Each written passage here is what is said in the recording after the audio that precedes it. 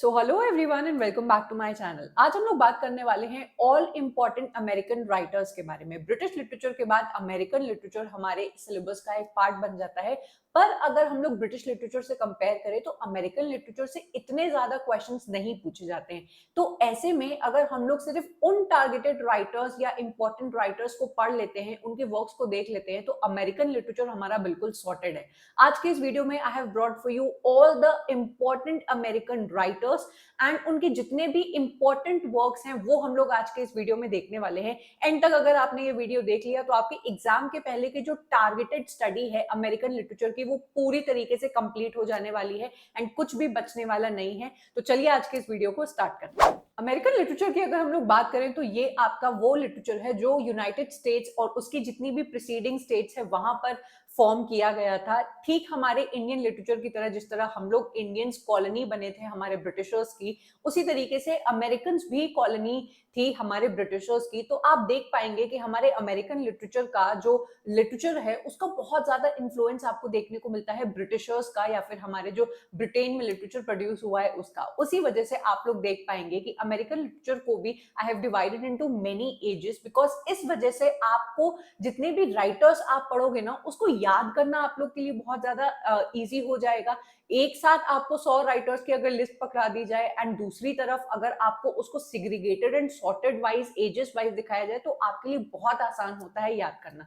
तो edges wise आज आपको देखने को मिलेंगे हमारे अमेरिकन लिटरेचर जो है उसके राइटर्स हैं रोमांटिक एज के, विक्टोरियन एज के, मॉडर्न एज के एंड पोस्ट मॉडर्न एज के। I will also tell you कि इन चारों में से सबसे ज्यादा क्वेश्चंस कौन सी एज में से पूछे जाते हैं, ठीक उसी तरीके से जैसे हम लोग ब्रिटिश लिटरेचर में कर रहे हैं। तो आइए हम लोग स्टार्ट करेंगे। और सबसे पहला राइटर जो हम लोग को यहाँ पे दिखाई देता है रोमांटिक एज में वो है हमारे वॉल्ट विटमैन।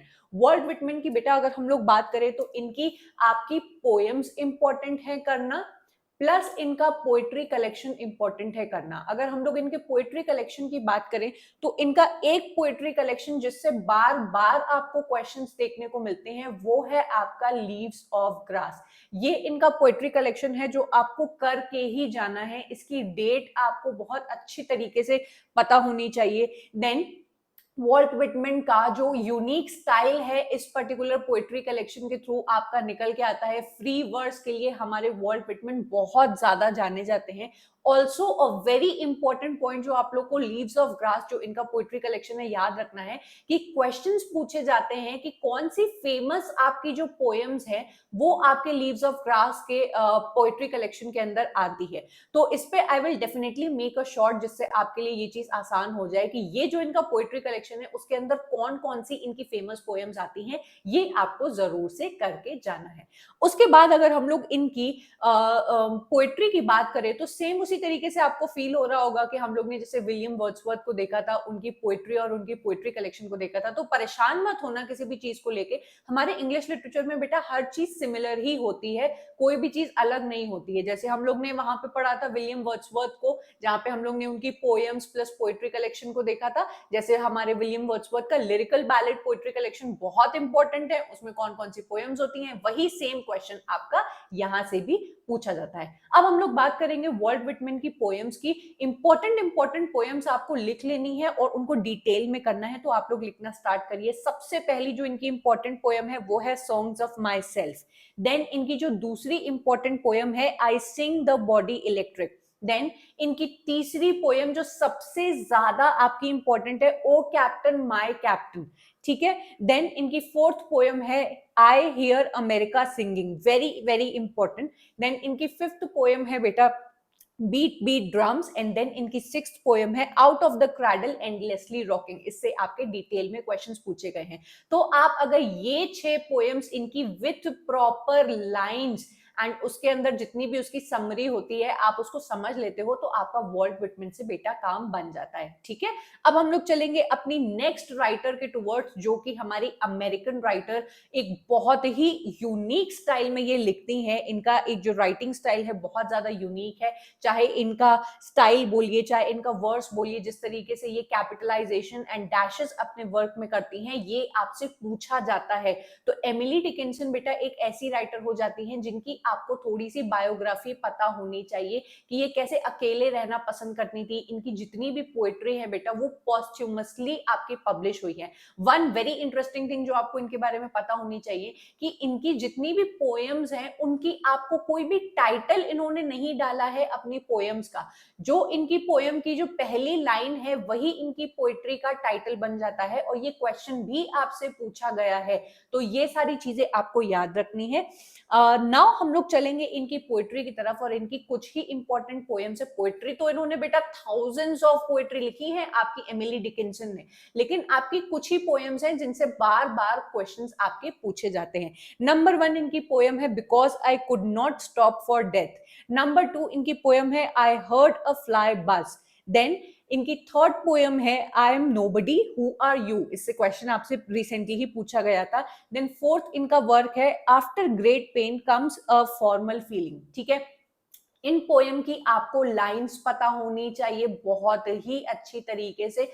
उनका राइटिंग पैटर्न जो है ना बेटा वो भी आपको पता होना चाहिए। राइटिंग पैटर्न मतलब जैसे कि मैंने आपको बताया कि ये डैशेस, कैपिटलाइजेशन, बीच में हाइफन्स, ये जो इनका यूनिक स्टाइल है ये यूज करती हैं। यहाँ पे हमारे ये दो राइटर्स जो हैं वो कंप्लीट हो जाते हैं। इनको मैंने रेड से इसलिए लिखा था क्योंकि ये हमेशा आपसे पूछे जाते हैं। ये दो इंपॉर्टेंट राइटर्स हमारे रोमांटिक एज के बन जाते हैं। देन हम लोग को इसके बाद जो भी नाम दिखाई देंगे वो टाइटल वाइज आपके इंपॉर्टेंट बन जाते हैं। जैसे अगर हम लोग रैल्फ वाल्डो इमर्सन के बारे में बेटा बात करें तो आप सबको पता होना चाहिए कि ये आपके ट्रांसेंडेंटलिस्ट राइटर है। मैंने फुल वीडियो बनाई है आपके ट्रांसेंडेंटलिस्ट राइटर्स के ऊपर, आप जरूर से उसको जाके चेकआउट करिएगा। देन इनकी भी आपको बायोग्राफी करनी है। ठीक है, आप सबको अभी तक पता लग गया होगा कि मैं सारे राइटर्स की बायोग्राफी करने को नहीं बोलती हूँ। जिनसे क्वेश्चंस पूछे जाते हैं उनके ही बारे में आई टेल यू। तो इनकी बायोग्राफी आपको करनी है। रैल्फ वाल्डो इमर्सन के दो वर्क जो आपको याद रखने हैं, एक है इनका एस्से जो कि है नेचर नाम से।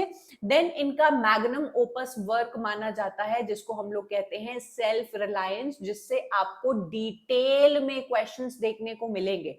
ठीक है, I am talking about the questions. आपको लग रहा होगा कि इससे क्वेश्चंस कैसे आए हैं, आपको जरूर से देखने चाहिए। आप हमारे इस वेबसाइट पे जाके चेकआउट कर सकते हो जहां पे आपको पूरे सॉर्टेड वाइज बेटा आपको सेक्शन वाइज, जैसे हम लोग अमेरिकन लिटरेचर की बात कर रहे हैं ना, तो यू वुड वांट कि हम लोग ने अगर सारे अमेरिकन राइटर्स को देख लिया, उनके अगर हम लोग ने क्वेश्चंस एक जगह मिल जाए उसको हम लोग लगा लें तो हमारा पूरी तरीके से आपकी 100% तैयारी हो जाएगी। तो इसके लिए आपको क्या करना है, हमारी इस वेबसाइट पे जाके हमारे सॉर्टेड पीवाईक्यूज की टेस्ट सीरीज को लेना है और उसको लगाना स्टार्ट कर देना है। आखिरी के 2 महीनों में ये आपके लिए कितना ज्यादा फ्रूटफुल होगा ये आप लोग खुद से लगा के जान सकते हो। ठीक है, नेक्स्ट हमारा आते हैं एडगर एलन पो। अगेन ये बेटा गोथिक लिटरेचर के लिए आपके बहुत ज्यादा फेमस हैं। आपकी डेथ के बारे में बात करते हैं, मैडनेस के बारे में बड़ी डरावनी ये आपके वर्क्स लिखते हैं। इनके कुछ ही वर्क्स हैं जो आपको याद रखने हैं, जैसे इनका नंबर 1 वर्क है द रेवन।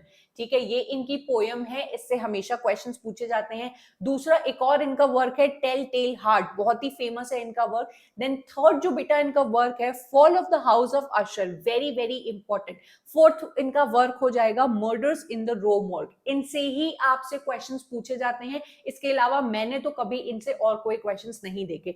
तो आप जब क्वेश्चंस देख के बेटा पढ़ाई करोगे ना तो आपको बहुत ही एक टारगेटेड आपका वर्क लिस्ट मिल जाती है जो आपका टाइम वेस्ट नहीं करता है, एंड अगर आप उनको कर लेते हो तो आपको मैक्सिमम प्रॉफिट उससे मिल जाता है। देन हर्मन मेलविले के बारे में बात करेंगे। अगेन बेटा इनके वर्क्स बहुत सारे हैं, लेकिन क्वेश्चंस किससे पूछे जाते हैं, सिर्फ इनके 2 वर्क से। पहला है इनका वर्क, आप सबको पता भी होगा, मोबी डिक इनका वर्क है जिससे आप हमेशा क्वेश्चंस देखेंगे। एंड दूसरा जो इनका वर्क है टाइपी पॉलिनेशियन लाइफ के बारे में, अ पीप एट पॉलिनेशियन लाइफ। तो ये जो इनके वर्क हैं ये आपको पता होने चाहिए। आप में से काफी सारे बच्चों के दिमाग में ये क्वेश्चन आता होगा कि मैम ये जो आप क्वेश्चन बता रही हैं वो आप लेटेस्ट पैटर्न के अकॉर्डिंग बता रही हैं। तो आपका ये जो क्वेश्चन है वो ये रहेगा कि आज तक एक पर्टिकुलर राइटर से जितने क्वेश्चंस आए होते हैं उसको आई एनालाइज। ऑफ कोर्स वो लेटेस्ट पैटर्न के अकॉर्डिंग भी होता है, लेकिन उनसे जितने क्वेश्चंस जितने वर्क से बार बार पूछे गए हैं उसके बारे में आई लेट यू नो, ताकि आपको पता पता चले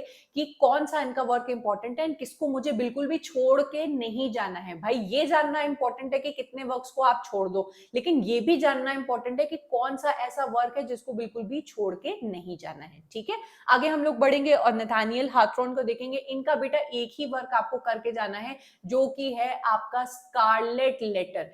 ये आपको डिटेल में इनका जो नॉवल है वो कर लेनी है और इसको बिल्कुल भी छोड़ के नहीं जाना है। यहाँ पे हमारे रोमांटिक एज के राइटर्स खत्म हो जाते हैं। आप अगर इसके क्वेश्चंस लगा लेते हो तो you will be 100% sure from this particular section. आगे हम लोग बढ़ेंगे और विक्टोरियन एज के राइटर्स को देखेंगे, जहां पे सबसे पहला नाम हम लोग को दिखाई देता है हेनरी जेम्स का। अब हेनरी जेम्स बेटा आपके नॉवेलिस्ट भी हैं प्लस ये आपके क्रिटिक भी हैं। तो एक इस पॉइंट को आप लोग याद रख लीजिए कि इनकी नॉवेल को लेके क्या थॉट्स हैं, ठीक है, और उनकी डेफिनेशंस इन्होंने कुछ दी है, इसके बारे में आपसे क्वेश्चंस आपका यूजीसी नेट पूछता है। तो ये जो डिटेल में चीजें होती है ना बेटा, आपको कोई बताता नहीं है, ये क्वेश्चंस देखने के बाद ही आप जज कर सकते हो। अब अगर हम लोग हेनरी जेम्स के वर्क्स के बारे में बात करें तो इनकी 3 नॉवेल्स हैं बेटा जो आपको बिल्कुल भी नहीं छोड़नी है। पहला इनका वर्क है the portrait of a lady, दूसरा इनका वर्क है डेजी मिलर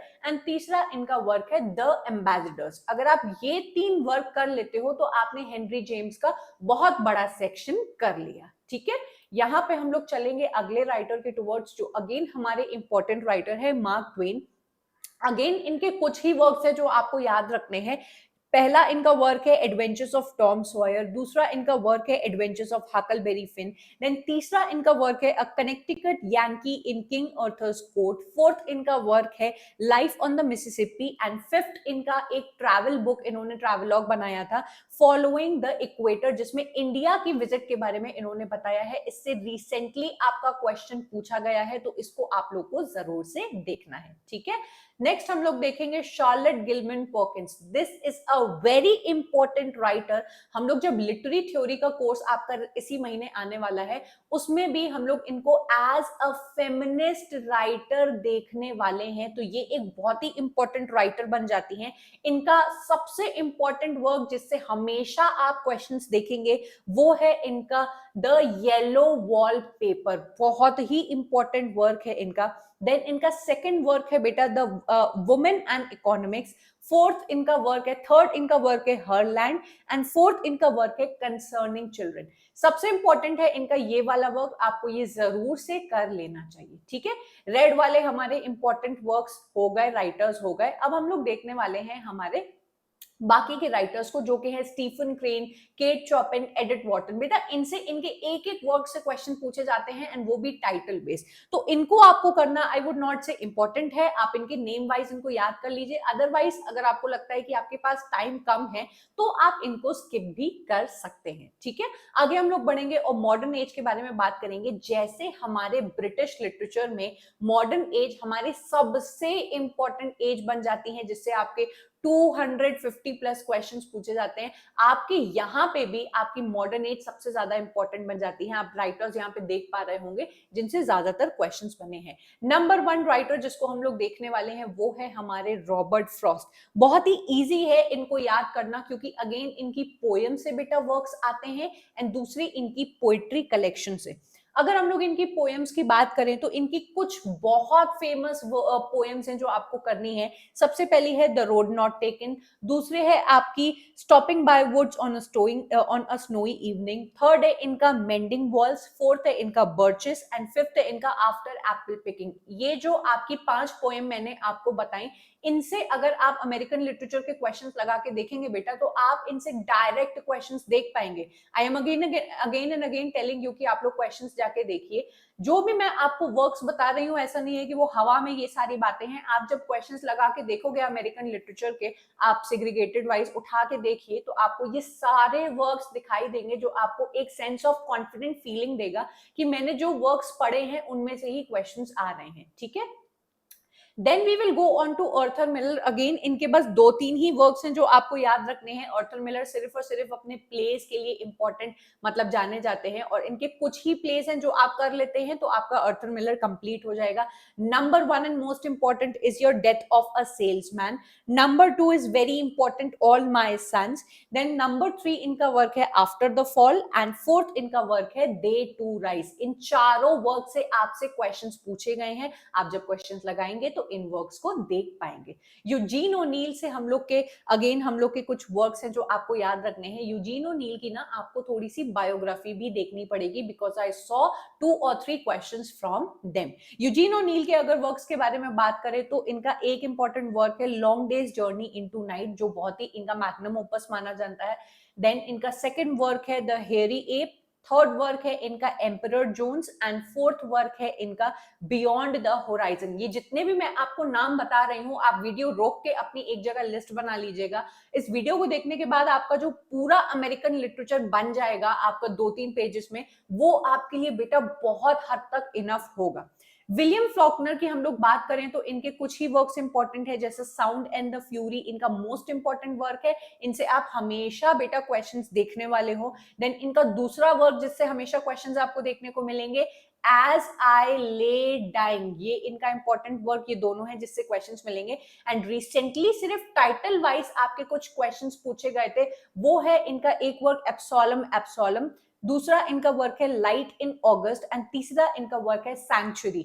इन आपके 5 वर्क्स में से ही आपके इनसे क्वेश्चंस बने हैं, और इनके किसी भी वर्क से क्वेश्चंस नहीं बने हैं, तो टाइम वेस्ट करने की जरूरत नहीं है। अर्नेस्ट हेमिंग्वे के बारे में अगर हम लोग बात करें तो इनके भी बारे में आपको सबसे पहले ये जानना है कि इन्होंने आपके नॉवेल के ऊपर कुछ कमेंट्स दिए हैं जिनसे आपके क्वेश्चंस बने हैं, तो उनको जरूर से देख लेना। और अगर मैं इनके वर्क्स के बारे में बात करूं तो 4 ही इनके वर्क्स आपको याद रखने हैं। Number 1 old man and the sea, number 2 farewell to arms, number 3 For whom the bell tolls, and number 4 है इनका The sun also rises। इन चारों को कर लिया, अर्नेस्ट हेमिंग्वे आपका क्लियर हो गया। ऑल्सो इनका अगर हम लोग अर्नेस्ट हेमिंग्वे के बारे में बात करें along with F Scott Fitzgerald, तो ये बेटा आपके जैज एज को बिलोंग करते हैं, एंड इससे आपका डायरेक्ट रीसेंट क्वेश्चन पूछा गया है, तो आई थॉट ये भी इंपॉर्टेंट होगा। कुछ भी आपका बचेगा नहीं इस वीडियो को देखने के बाद कि मैम आपने ये नहीं बताया, सब कुछ आपका कवर हो जाएगा। देन एफ स्कॉट फिट्जराल्ड से आपको जो 2 वर्क्स करने हैं, नंबर 1 है इनका द ग्रेट गैट्सबी, और दूसरा है टेंडर इज द नाइट। इन दोनों वर्क्स को कर लेना। ग्रेट गैट्सबी को बिल्कुल भी मत छोड़ के जाना, वेरी वेरी इंपॉर्टेंट वर्क है ये। गर्ट्यूड स्ट्रीन के बारे में हम लोग बात करें तो इनसे इनके वर्क से आज तक क्वेश्चंस नहीं इतने पूछे गए हैं। इनसे पूछा गया है कि इन्होंने टर्म जो कॉइन किया था इनका लॉस्ट जेनरेशन, इससे आपका क्वेश्चन बना है, तो इसको एक बार जरूर से आप लोग देख लेना। एजरा पाउंड के बारे में हम लोग बात करें तो ये आपकी बहुत ज्यादा फेमस है कि इन्होंने किसकी हेल्प की थी, टीएस इलियट के वेस्टलैंड जो पोएम है उसको इन्होंने क्या किया था, एडिट किया था, एंड ये उनकी एडवाइजरी भी बने थे। ठीक है, तो इसके लिए इनका सबसे ज्यादा नेम फेमस है। अपार्ट फ्रॉम दैट अगर हम लोग सिर्फ इनके वर्क्स के बारे में बात करें तो इनका एक ही वर्क है द कैंटोस, जो बेटा इनका मैग्नम ओपस माना जाता है। ठीक है, तो इन दोनों को आप लोग को डिटेल में देखना नहीं है, बस खाली ऊपर ऊपर से देखना है थोड़ा बहुत, एंड आपका काम बन जाएगा। विलियम कार्लोस विलियम से सिर्फ टाइटल बेस्ड क्वेश्चंस पूछे जाते हैं, तो I do not want to bombard you. अगला हम लोग आते हैं पोस्ट मॉडर्न एज में, जिसमें हमारी ओनली इंपॉर्टेंट राइटर है सिल्विया प्लैथ। ये आपकी एक इंपॉर्टेंट राइटर है क्योंकि ये जानी जाती हैं अपनी कन्फेशनल पोएटिक स्टाइल के लिए। ये आपको पता होना चाहिए, ये पूछा जाता है आपके एग्जाम में। बहुत ही पर्सनल वे में ये जाके अपनी पोएट्री को लिखती हैं। अगर आपको नहीं पता है तो ये खुद भी मेंटल इलनेस से सफर कर रही थी, डिप्रेशन एंड एंजाइटी से सफर कर रही थी, और यही थीम आपको देखने को मिलती है इनकी पोएम्स में भी। मैडनेस के बारे में, स्ट्रगल्स ऑफ वुमेन के बारे में ये काफी पोएट्री को लिखा करती थी। इनका एक पोएट्री कलेक्शन है बेटा एरियल, जिससे आपके 3 से 4 क्वेश्चन डायरेक्ट पूछे गए हैं, तो इसको जरूर से कर लेना। और अगर इनके पोएम्स की अगर हम लोग बात करें तो इनकी पोएम्स जल्दी जल्दी लिख लो। 3 ही पोएम्स के नाम I am going to tell you जो आपको करने हैं। पहला है द बेल जार, दूसरा है डैडी, एंड तीसरा है लेडी लिजारस। इन 3 वर्क्स की बेटा आपको लाइंस करनी है, पोएट्री की लाइंस करनी है, थीम पता होनी चाहिए, मतलब पता होनी चाहिए, direct fill in the blanks and reference to context इनके वर्क से पूछे जाते हैं। तो सिल्विया प्लैथ को बिल्कुल भी गलती से भी छोड़ के नहीं जाना है। अपार्ट फ्रॉम दैट इनकी आपको बायोग्राफी भी करनी पड़ेगी कि ये किनकी बीवी थी, इनका क्या चक्कर था। देन इन्होंने कुछ अपने बच्चों के लिए भी चिल्ड्रन नाम की एक पोएट्री कलेक्शन लिखा है, उसको भी आपको पता होना चाहिए। क्यों ये इन्होंने सुसाइड कर लिया, इसके बारे में आपको थोड़ी सी जानकारी होनी चाहिए। अपार्ट फ्रॉम दैट यहाँ पे आपको जितने नाम दिखाई दे रहे हैं इनके अगेन एक एक टाइटल बेस्ड वर्क आपसे पूछे जाते हैं, तो आप उनको बस देख लीजिएगा। I do not want to bombard you, already मेरे बच्चों के पास बहुत ही है करने के लिए, तो आपके ऊपर एक बर्डन ना हो। तो इस वीडियो के जरिए आपको पता चल गया हमारे अमेरिकन राइटर्स, एज वाइज मैंने आपको सारे इंपॉर्टेंट राइटर्स बता दिए हैं बेटा, विथ उनके वर्क्स बता दिए हैं।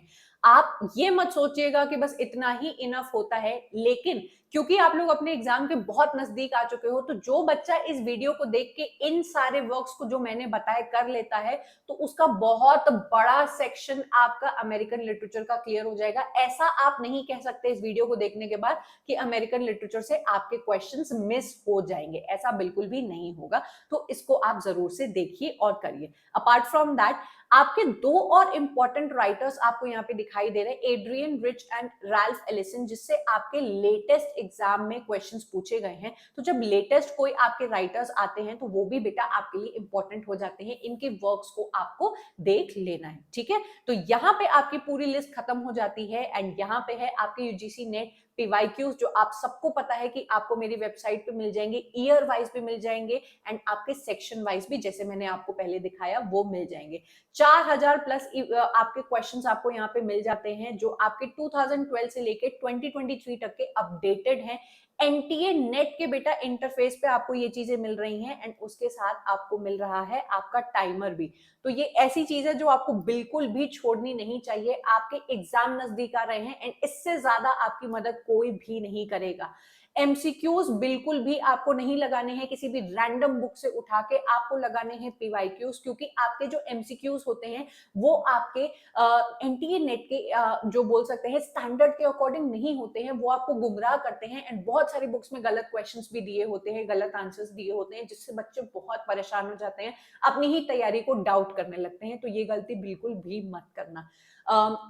That was it for this video. अगर आपको इसी तरीके से और भी किसी पर्टिकुलर हमारे सिलेबस के एक यूनिट के वर्क्स चाहिए और उनके इंपॉर्टेंट आप राइटर्स के नेम जानना चाहते हो, तो कमेंट जरूर करके जाना। ये वीडियो ने आपकी कितनी ज्यादा हेल्प की है ये भी आप जरूर से फीडबैक दें, कमेंट करके जाए, so that I get motivated and I keep making such interesting videos for you, जो आपका इस आपके एंड टाइम पे बहुत ज्यादा मदद करते हैं। तो I am going to meet you up next in another video. जरूर से इस पीवाईक्यू टेस्ट सीरीज को आप लोग जाके चेकआउट करिए और अब मिलते हैं हम लोग अगले वीडियो में। बाय।